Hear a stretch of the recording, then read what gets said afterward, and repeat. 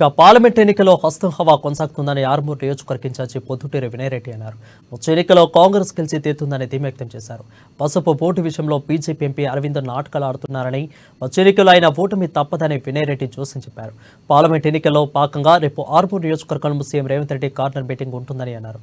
ఇక మీటింగ్ కి పెద్ద ఎత్తున ప్రజలు స్వచ్ఛందంగా తరలివస్తున్నారంటున్న వినయరెడ్డితో మా నిజామాబాద్ ప్రతినిధి నవీన్ ఫేస్ టు ఫేస్.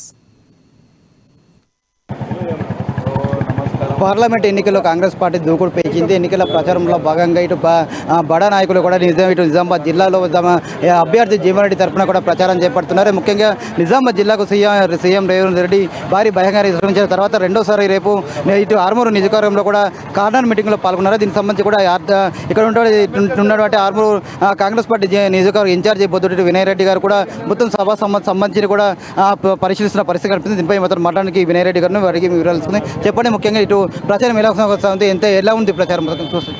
గత 2.5 నెలలుగా ప్రచారం చేస్తూనే ఉన్నాం. ఎట్లయితే అసెంబ్లీలో మార్పు కోరినరో అదేవిధంగా నిజామాబాద్ పార్లమెంట్లో కూడా మార్పు రావాల్సిందే, కాంగ్రెస్ రావాల్సిందే అనేది ప్రతి ఒక్కరు కూడా కోరుకునేది. ముఖ్యంగా అరవింద్కి 5 సంవత్సరాలు అవకాశం ఇచ్చినాం. గతంలో కవితకు అవకాశం ఇస్తే ఏం చేయకపోతే ఏ రకంగా బుద్ధి చెప్పినామో అదే రకంగా అరవింద్కు కూడా బుద్ధి చెప్తామని చెప్పి ఇక్కడ ప్రజలు కూడా అందరూ కూడా ఏకకంఠం మీద ఉన్నారు. అరవింద్ గత 5 సంవత్సరాలుగా చేసింది ఏమీ లేదు. రైతులకి పసుపు బోర్డు అని చెప్పి పసుపు బోర్డు తీసుకొచ్చింది లేదు. చెరుకు కర్మాగారం ఓపెన్ చేపిస్తా అని చెప్పి దేశంలో నరేంద్ర మోడీ గారు 68 కర్మాగారాలు ఓపెన్ చేసిండని చెప్తున్నాడు, కానీ నువ్వేం చేసినావు అనేది ప్రజలకు చెప్తలే. ఏం చేసిండ అంటే ఏమీ లేదు, బట్ట కాల్చిండు, ఎదుటోని మీద వేసేసిండు. అందుకోసం ఇక్కడ ఈ ఆర్మూరే కాదు నిజామాబాద్ పార్లమెంట్ అంతా కూడా ప్రతి నియోజకవర్గంలో మెజారిటీ ఇచ్చే విధంగా కార్యక్రమాలు చేస్తున్నాం. పసుపు బోర్డు కూడా తాము ప్రకటించాము. పసుపు బోర్డు కూడా నిజామాబాద్లో ఏర్పాటు చేసాం. దీనికి సంబంధించి కూడా పసుపు రైతులు తన అంటే ఉన్నారు. మొన్న సంబంధించిన పార్లమెంట్ ఎన్నికలకు కూడా సంబంధించి డబ్బులు కూడా పసుపు రైతులు ఇచ్చారని చెప్తున్నాడు అరవింద్. ఇక డ్రామాలు చేయడానికి ఏముంది, మస్తు డ్రామాలు చేస్తాడు. గతంలో డ్రామాలు చేసిండు, రైతులతోని మోసం చేసి వాళ్ళకి 5 రోజులనే తీసుకొస్తా అని బాండ్ పేపర్ రాసిచ్చి మళ్ళీ మోదీ గారితో చెప్పించి గతంలో కిషన్ రెడ్డి గారు చెప్పారు అవకాశం లేదని చెప్పారు. మళ్ళీ దాని తర్వాత ఎలక్షన్లో తమిళనాడులో ఎక్కడో పెట్టిర్రు, అక్కడ పసుపు బోర్డు పెట్టిర్రు. మళ్ళీ ఇక్కడ అవకాశం లేదన్నారు. మళ్ళీ మోదీ గారితో ఒక 6 నెలలు 8 నెలల క్రితం నిజామాబాద్లో పసుపు బోర్డు పెడుతున్నామని చెప్పారు. ఇట్లా రకరకాల డ్రామాలు నడుస్తున్నాయి. ఎలక్షన్ రాగానే కేసీఆర్ ఎట్లయితే డ్రామాలు చేస్తాడో అట్లా అరవింద్ కూడా డ్రామాలు చేసుకుంటూ వస్తున్నారు. ప్రతిదీ కూడా ప్రజలు గమనిస్తున్నారు. 15,000 అనేది కాంగ్రెస్ హయాంలో వచ్చింది. అదే రకంగా మళ్ళీ మా కాంగ్రెస్ ప్రభుత్వం ఉన్నప్పుడే 15,000 వచ్చింది. దాంట్లో కాంగ్రెస్ చేసింది ఏం లేదు, బీజేపీ చేసింది ఏం లేదు. ఇక్కడ విస్తీర్ణత తగ్గింది. గతంలో 1,00,000 ఎకరాల విస్తీర్ణత ఉంటే ఈరోజు 20,000కే కుదించబడ్డది. గతంలో వెళ్తున్నా ఎక్కడ పోతున్నా కానీ అటు ఇటు పసుపు అవన్నీ కనబడేది, బంతి చెట్లు. ఇప్పుడు ఎక్కడ బంతి చెట్లు కనబడతలే, పసుపు కనబడతలే. అందుకోసం ఆయన చేసిందేం లేదు. ప్రజలు గుణపాఠం చెప్తారు. జూన్ 4 నాడు తప్పకుండా జీవన్ రెడ్డి గారు భారీ మెజార్టీతో గెలుస్తారు. రేపు ఆర్మూర్ నియోజకవర్గంలో CM Revanth Reddy corner meeting ఉంది. తన ఏర్పాట్లు ఎలా కొనసాగుతుంది? ఎంతమంది పబ్లిక్ వస్తారనుకుంటున్నాం? పబ్లిక్ అయితే నాకు తెలిసి 25,000 నుంచి 30,000 పబ్లిక్ వస్తారు ఆర్మూర్ నియోజకవర్గం సంబంధించి.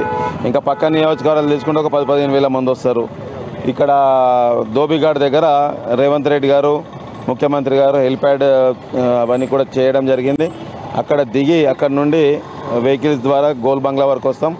అక్కడ నుండి పెద్ద మొత్తంలో ప్రజలతోని, రైతులతోని, మహిళలతో కలిసి అంబేద్కర్ చౌరస్తాకు వస్తాం. ఆల్రెడీ ఇక్కడ అంతా కూడా అంబేద్కర్ చౌరస్తాలో పెద్ద మొత్తంలో మహిళలు అందరూ కూడా ఉంటారు. కార్యకర్తలు అందరూ కూడా ఇక్కడికి వచ్చి ఇక్కడనే స్టేజ్ పైన ఒక వెహికల్ పైన నుంచి మనం ఏం చేస్తున్నాం, జీవన్ రెడ్డి గారి గెలుపు ఏ విధంగా ఉంటుంది, ఎందుకు గెలిపియాలా, బీజేపీకి ఎందుకు ఓటేయద్దు, ఏం చేస్తుంది బీజేపీ, ఒకవేళ బీజేపీ మళ్ళీ దేశంలో వస్తే ఏ పరిస్థితులు ఉంటాయి, ఇవన్నీ కూడా వివరిస్తారు. ఒకటి మాత్రం నిజం, ఒకటేమో బీజేపీకి 2 సార్లు అవకాశం ఇచ్చారు.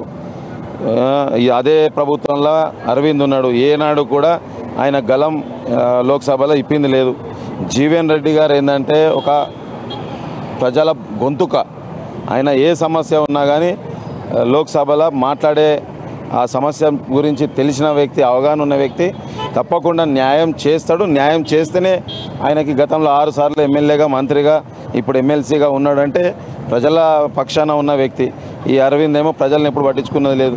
పక్కకున్న కార్యకర్తలు నాయకులనే పట్టించుకోరు. 2019లో ఎవరైతే ఆయన గెలుపు కోసం పనిచేసిర్రో ఒక పల్లె గంగారెడ్డి తప్ప ఎవ్వరు కూడా పనిచేస్తలే. అందరూ బయటకు ఈయన నూకి అగ్గి పెట్టుకుంటే నూకేసిండు బయటకి. ఇవి ఒక్కడే ఉండాలా, ఆ ఇంట్లోకి ఎవరు రావద్దని అనుకున్నాడు. కొత్తోడు ఎవడైతే జీ హుజూర్ అంటారో అందరినీ కూడా జయం చేసుకున్నాడు. తప్పకుండా ప్రజలు గుణపాఠం చెప్తారు.